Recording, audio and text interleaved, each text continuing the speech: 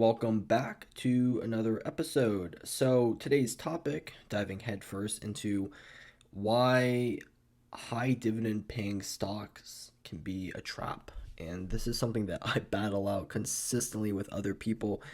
And it's honestly, it's always a healthy debate. It's never anything negative. If it's never anything pessimistic. But for the most part, there's a lot of underlying reasons why we could be attracted to. I mean, simply higher numbers. We don't look at the guy making $40,000 a year and thinking, "Wow, he's probably got something to teach us." You look at the guy who's worth $1 billion and go, "What is he doing to further increase his wealth or whatever?" But diving first head into a topic that lures a lot of investors and beginners in the stock market with promises of steady income, but can oftentimes lead them down to what we call a treacherous path: high dividend paying stocks. So dividends, in short, they're like a sweet call for the investing world. Who doesn't want to receive regular payouts from their investments? Some stocks pay, monthly dividends. Some pay, every quarter, which is by far, if I'm not mistaken, the most popular. And sometimes they don't always pay a dividend. This is what we call dividend payout ratio. Sometimes they skip a quarter. During COVID, we saw a lot of stocks companies actually halt their dividends for 1 or 2 quarters because they were just burning through so much cash just trying to stay afloat. They couldn't give back money to the investors, the shareholders. It was a smart idea, short term. If you have the cash, what we call cash on hand, to basically get through that period of time, then it's something that is actually very sustainable, and it's actually very smart for a company to do. You hold the dividend, and then when you can pay it back later, do that. But if you have investors who own a huge share of, let's just say, a company, let's just say they own like tens of thousands of shares, and that monthly dividend, or sorry, that quarterly dividend could have yielded them 50 grand, 100 grand in some cases, into the seven-figure mark. They're going to be very irritated from that idea, and then they might just want to sell their stock or go elsewhere. So it can also be a trap for a lot of people if you're investing in a stock and during that period of time they halt the dividends and you think, "Wow, I'm not really valued." But in reality, they're doing what's in the best interest, what they believe is for the shareholders. Because I would rather have a company halt their dividend for a quarter rather than completely cut it off. But in reality, that company is not going out of business. That's the most important part. The company has to stay alive. But not being blindsided by the trap here, high dividend paying stocks can turn into what we call financial trap if they're not approached with caution and careful analysis. Now, I don't like to use that A word a lot, analysis. I feel like it's a buzzword that's overused a lot nowadays. But it's true though. I've seen a lot of high dividend paying stocks that don't yield a whole lot. There's like, for example, IBM. I think it's a solid company. It's been around for quite some time. It offers like a 5% dividend, but if you look at its performance and its growth over the last 5 to 10 years, it's pretty much flat. If you look at AT&T, if I'm not mistaken, it's like a 7% dividend, and it's down something like 30% plus in the last 5 years. But it pays a 7% dividend, but you're still losing money. And then you have to adjust for inflation. You have to adjust for the purchasing power of the dollar. All these things considered, and it just seems like you're at a loss.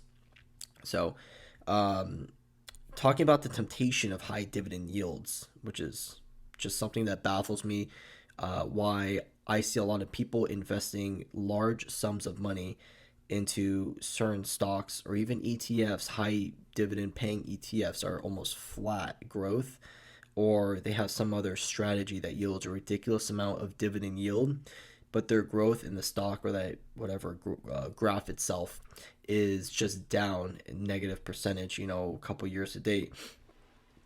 But then again, it's human nature to be attracted to larger numbers. And when we see a stock that's being offered even up to the double digit dividend yield, which funny enough is most of the time that I've seen this is with REITs, real estate investment trust stocks. A lot of these like mortgage stocks, mortgage companies, and real estate stocks, for some reason, a lot of them are fairly flat. They're fairly stable, but for the most part, I always wonder, why do they offer double-digit dividend yields, and especially if they're flat. And then when you account for inflation, of course, if you want to, you realize you're not really making that much money. Now, if you're investing in a tech stock, you're getting quite the opposite. You're investing into what we call a growth stock. And this growth stock is obviously growing at such a fast pace.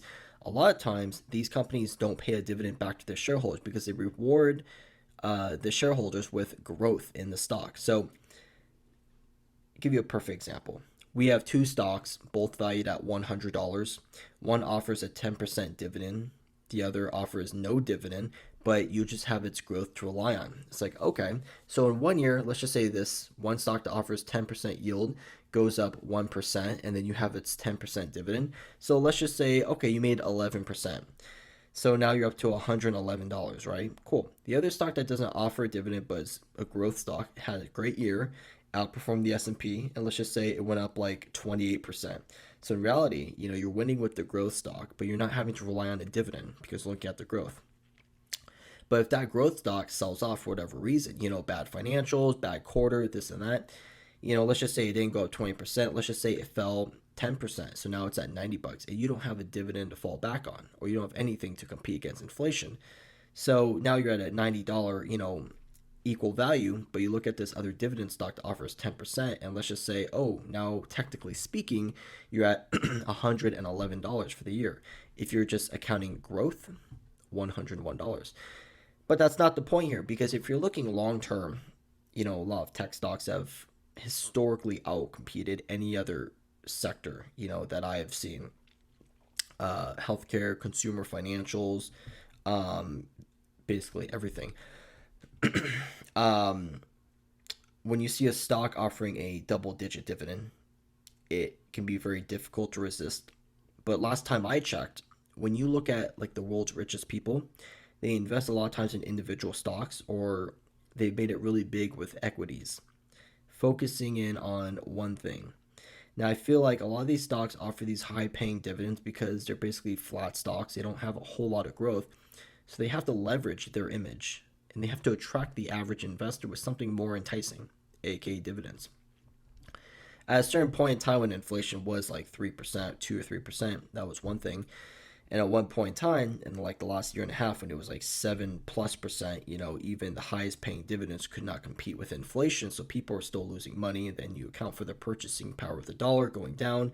I was never a, brainiac in economics, although I took a lot of classes in it, didn't remember much. But all I know is that investing in these types of double digit yielding dividend stocks, whatever you want to call it, might not be the best option long term unless you have, bottom line, a lot of money to invest to where you could yield a lot of growth.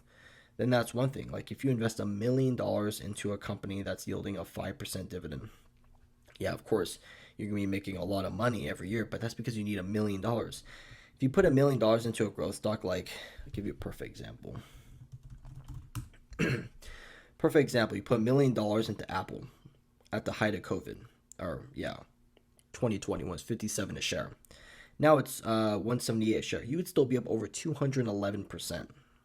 So you made below almost 2.25 of what your investment would be. But if you invested in like a stock like, let's say IBM, would you rather want 211%? Or would you rather want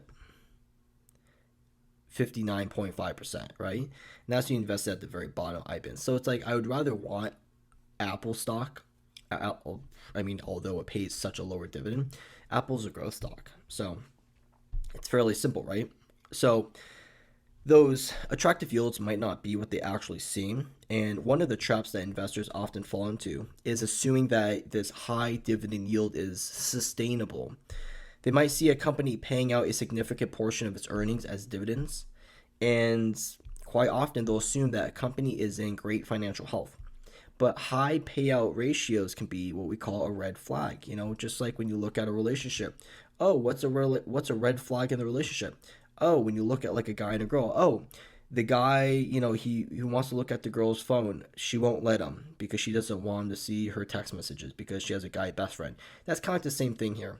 It looks good, face value. It might look good, but if you look behind closed doors, you might not like what you're looking into. That might have been a terrible analogy, but off the top of my head, I think it was a good one. Another pitfall of high dividend paying stocks is that they can actually slow down a company's ability to reinvest into growth opportunities. If you're paying too much in dividends and you're paying that back to the shareholders, you're not reinvesting that back into the company. Hence, that's why a lot of growth stocks, they don't offer dividends. They reinvest those profits back into the company, like R&D, marketing, or whatever you want to call it. So when a company is allocating this portion of its earnings to pay dividends, it might not have enough capital left over to invest into research, development, or expansion.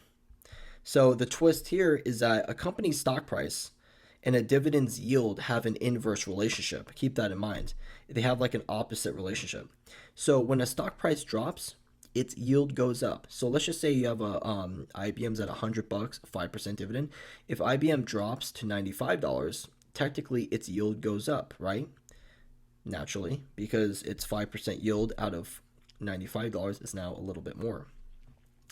That can attract investors thinking that they're getting a bargain, but it's important to realize that a plummeting stock price might be an underlying sense of, hey, this is an issue within the company.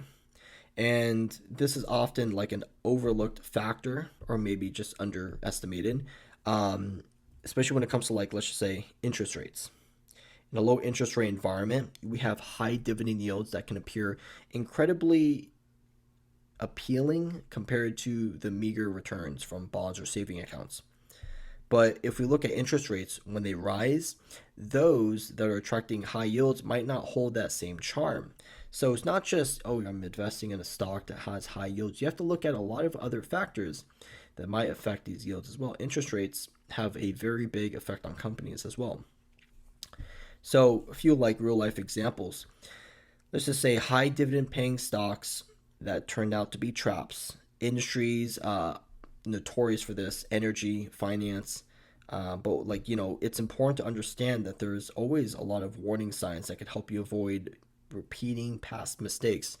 That's why I like to surround myself with people who have been investing in the market a lot longer than I have, because if the market has worked out for them and they've been investing 20, 30 years prior than I have, they're probably doing something right because they've gone through a lot of trial and error, or maybe they got it right the first time and they decide this is just what works best for me.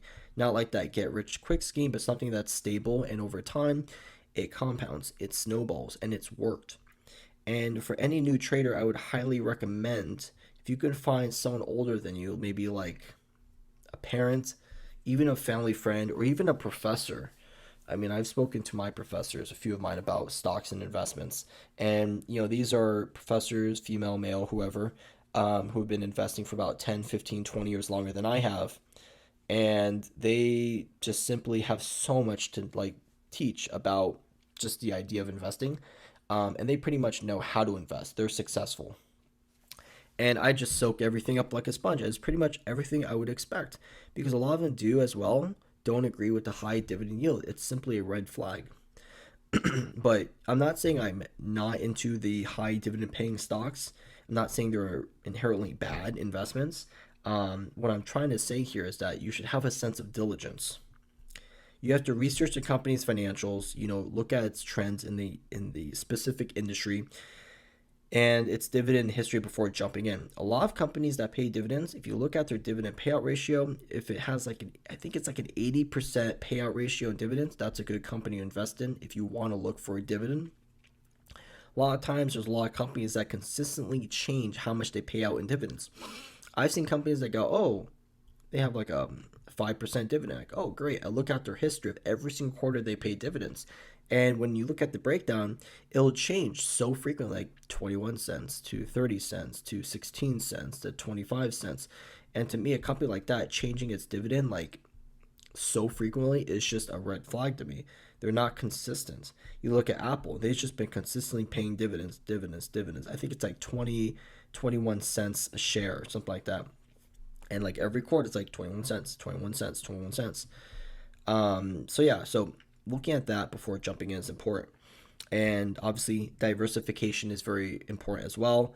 Relying solely on dividend stocks can really what I would think can expose your portfolio to unnecessary risk, because a lot of times these high dividend paying stocks are extremely flat. If you're looking for market growth over time, that might not be the best idea that you want to invest all your money into long term. You want to have some growth factor in there as well. But a lot of people are scared, of market turmoil, which is understandable because every time you invest, you're investing a portion of your livelihood, a portion of your finances that you're hoping will grow over time. And by growing over time, you think that, oh, I'll be able to use this money in the future and it will have compounded and grown for me, blah, blah, blah. So it's really important to figure that out on a personal level because a lot of people never do. And they chase, the market their whole entire lives thinking they have a great idea. I've made a few mistakes in investing, which I'm not afraid to talk about, like getting caught up in like that high dividend paying ETF or whatever it was, and then realizing, I can actually weather the stock market taking a 30 or 40% sell off, but when it does, I'd rather have my money in those stocks because when they come back like twofold. And they did. And that's why, like, when I had one ETF, SCHD, a lot of people gave me shit for this. They said, oh, you should have sold your SCHD. I said, well, you're not a financial advisor, so, right? Who are you to tell me? This stock has like something like a 3.74% dividend. It's insane.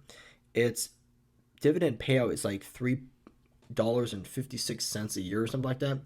And at the time, I think I had like 200 shares. I was like, oh, cool. I'm making like, a couple $100, right?